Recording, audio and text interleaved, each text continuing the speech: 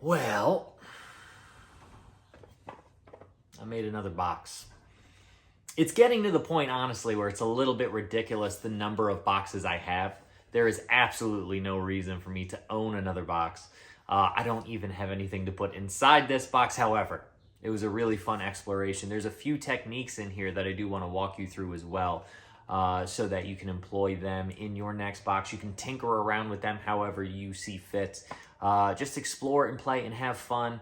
And, as usual, we'll talk about the how and the why of said object. So let's jump into it. So right off the jump, I'm not going to walk you guys through the beginning of the project because it really is just a bunch of milling, and I presume at this point that you know how to go through the milling process. So instead, first what I want to talk about is play briefly in the workshop and why it's important to the creative process. I think we just so often focus on the next project and what we have coming up and deadlines and bills to pay, and all that is fair and it's reasonable to contend with those things. But at the same time, one of my teachers, Adrian Ferrazzuti, who, if you don't know, by the way, pause this video and go look him up. Adrian is one of the best makers that I know in real life. He's incredible. You won't be disappointed. But something that he told me when I was in school was that he always takes a week in between major commissions and just makes a box. Now, Adrian is a veneer guy. I'm not a veneer guy. I'm more of a texture, form, sculptural thing kind of human. And you can see me diving into some texture and form with these saber-tooth bits just now. But to me, the idea of play is really just exploring and seeing what comes. And the box is a perfect vehicle for that because I am of the belief that the box is not yet fully explored. And so when you have this juxtaposition between such a simple form as a rectangle and these flowing lines, these kind of topographical maps that you see me carving out here, I don't even know where it's going. It's just happening as it goes. So I think it's important to make sure that you save time for play in your creative explorations because that's where ideas come from, right? This idea that action leads to inspiration, not the other way around. But now we do get into a technique that I do want to talk to you guys about, which is hot pipe bending. You see me already mill up these little strips of walnut. I don't know, there may be a 16th thick by maybe an 1/8 wide, somewhere in that region. And then what I do is I just stick them in a bucket overnight and let them soften. The lignin in the wood will soften just enough to really it's kind of like steam bending, right? It's very similar to it in that technique. And then I just have a copper pipe. In this case, it was a piece of PEX or a PEX fitting rather, that I picked up from the big box store, and just heat it up with a heat gun.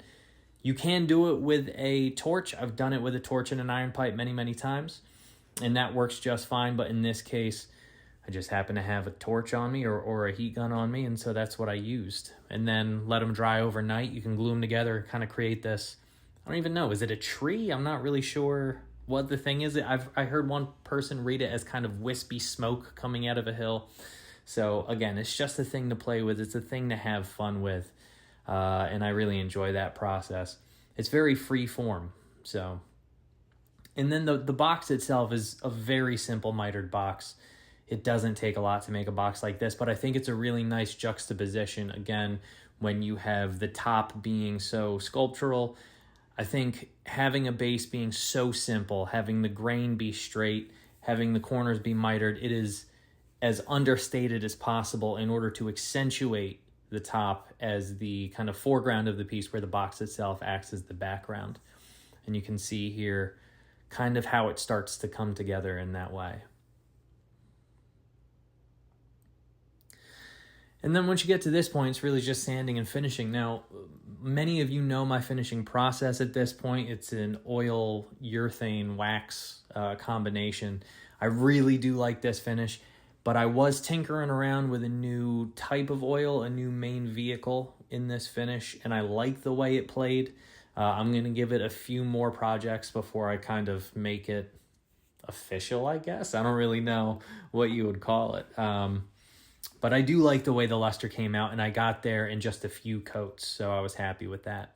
And then here's just one more example of play. I've done some gilding when I was in school, but I haven't done it in 10 years or so. And I wondered why nobody gilds a rough surface like the inside of a knot. I thought it might be interesting. So it's something I decided to play with because no harm, no foul, right? And truth be told, I don't know how I feel about it.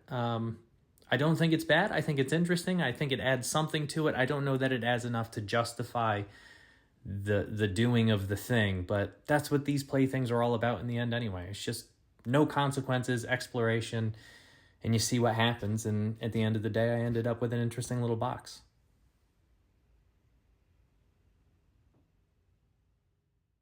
So that's that, friends. I hope you enjoyed this video. It was, of course, a fun little box to make. And I do, before I want to get out of here, thank Sabertooth, as per usual, for supplying me with the carving bits you saw me use on the top of this box. Having something like those carving bits, playing with power carving, allowing me to introduce line and texture and movement into something as rigid as a box is, for me, creatively freeing. So I said it before, I'll say it again. I am of the belief that the box is not yet fully explored. So if you want to get yourself some power carving tools and play and tinker and see what happens, you can use my code Curtis10, as always, for 10% off any of their wares at their website, which I will link below. And until next time I make a thing, friends, go out there, be creative, be curious humans, and take creative risks and see what happens, and come what may. You never know, you may end up with an interesting box and have nothing to put in it. So until then, friends, be good, make decisions as always.